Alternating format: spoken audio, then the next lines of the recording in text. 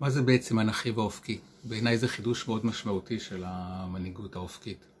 אנכי, כל מה שקשור בנוהל, כל מה שקשור בתקציב, מבנה ארגוני, כל מה שרשום באיזשהו קובץ.